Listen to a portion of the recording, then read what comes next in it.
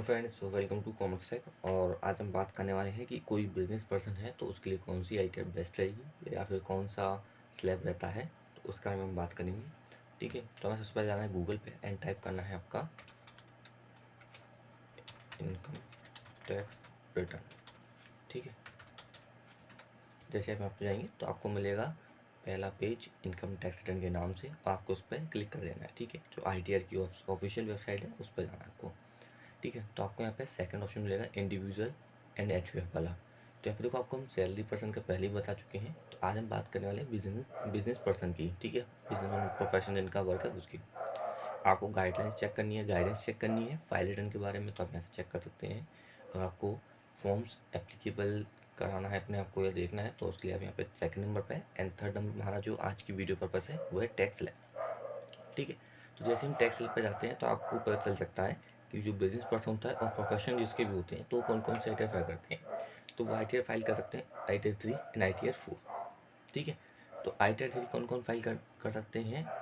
जो जिसने अपनी ITR 1, ITR 2 और ITR 4 फाइल नहीं करी हो उस ईयर, तो अपनी ITR 3 फाइल कर सकते हैं। ठीक है, ITR 4 एक सोगम ITR के नाम से जानी जाती है। ये individual and HUF and firm तीनों के लिए होती है अदर देन LLP। ठीक है, ITR 4 हम कोई मतलब ITR 4 can not be used, मतलब कौन है यूज़ ही कर सकता है वो यहाँ पे लिखा हुआ है। जैसे जो आप व्यक्ति अपना P&L लॉस वगैरह ऐसे कुछ ऐसे है, हु कैन है ब्रॉट फॉरवर्ड लॉस, जिनको लॉस हुआ वो नहीं भर सकते ITR 4 अपनी। ठीक है, तो उस केस में ITR 4 में क्या होते हैं, आपके 3 हेड होते हैं, 3 सेक्शन होते हैं जिसमें आपकी ITR जो है भरी जाती है। जिसमें से पहला है आपका 44AD एंड दूसरा आपका 44ADA एंड तीसरा है 44AE। ठीक है, तो ये तीनों होते हैं। अगर आप ITR भरते हैं अपनी तो आपको इन तीनों के बारे में अच्छे से पता होना ज़रूरी है।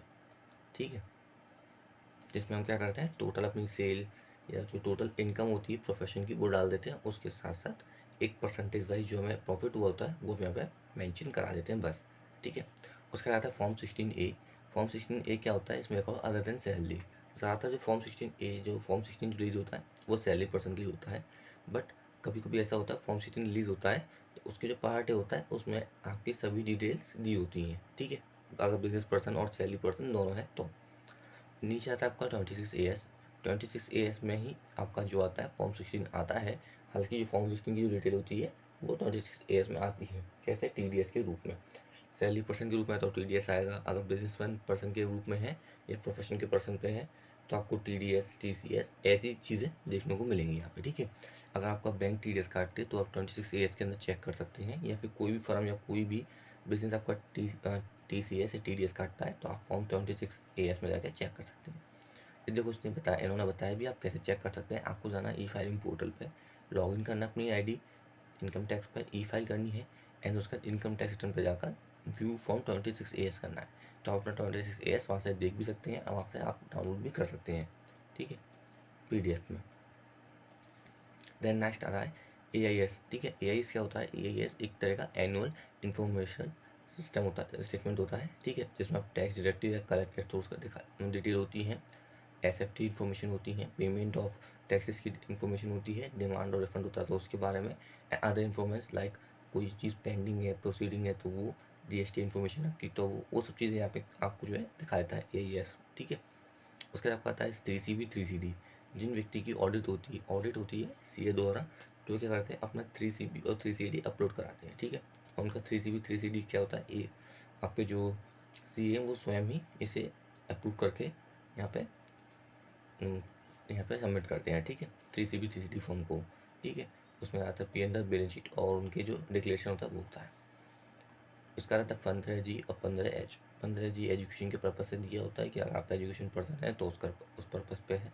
15H अगर आप ओल्ड हैं, बुढ़ापे के लिए कुछ जोड़ रखा है तो उस पर्पज़ से होता ही है। ठीक है, बेसिकली थोड़ा बहुत जो है मुझे इसका में यही कन्फर्मेशन है जो। ठीक है, 3CEB भी है। अगर आप मान लो इंटरनेशनल बिजनेस करते हैं, वहाँ से आप पैसे आते हैं जाते हैं, तो उस केस में आपको अपना फॉर्म 3CEB भरना पड़ता है। ठीक है, यहाँ पे इसके बारे में डिटेल में बताया हुआ है। ठीक है, तो आपको यहाँ पे बिल्कुल अच्छे से बता रहा हूँ। अब बात करते हैं टैक्स स्लैब के ऊपर, जो उसके बारे में बात करनी है। अगर आप 60 साल से नीचे हैं तो पुराने रिजिम क्या कहता था 2.5 लाख और 2.5 लाख से 5 लाख पर टैक्स देना पड़ता था, ठीक है, 5%, उसका 20%, उसका 30%। बट नए रिजिम में क्या आया है, 2.5 लाख तक नील है, 2.5 लाख से 5 लाख तक आपको वही 5% देना है, 5 लाख से 7.5 लाख तक 10%, ठीक है। तो उन्होंने क्या करा, थोड़ा सा टैक्स रेट कम कर दिया गया है, जो 5 से 10 पर सीधे इन्होंने 20 कर दिया था, वो 20 नहीं करा, इन्होंने सीधे सीधे 10 और 15 की कैटेगरी में बांट दिया है। इससे क्या होगा, टैक्स जो है देने में आपकी जो है कम पड़ेगा। जो टैक्स आप पहले 20% दे रहे थे, तो आपको सिर्फ 10 और 15 के डिवाइडेशन में ही देना पड़ेगा, ठीक है। सेम ऐसे इन्होंने क्या करा है, सैलरी वाले के साथ ही जो टैक्स स्लैब थे वही टैक्स स्लैब ने यहाँ पे बिजनेस वाले के लिए खोल दिए हैं, ठीक है। उसके बाद अगर आप 60 साल से ऊपर हैं तो पहले 3 लाख तक नील थी, बट अब 2.5 लाख तक नील है, और 2.5 लाख से 5 लाख तक में 5% इनको देना पड़ेगा, ठीक है। अब इस जानकारी का हम कह सकते हैं कि ये बिल्कुल प्रूफ होगी एंड राइट और करेक्ट होगी, क्योंकि इसे खुद इनकम टैक्स पोर्टल ने दिया है यहाँ पे इसमें, तो ठीक है।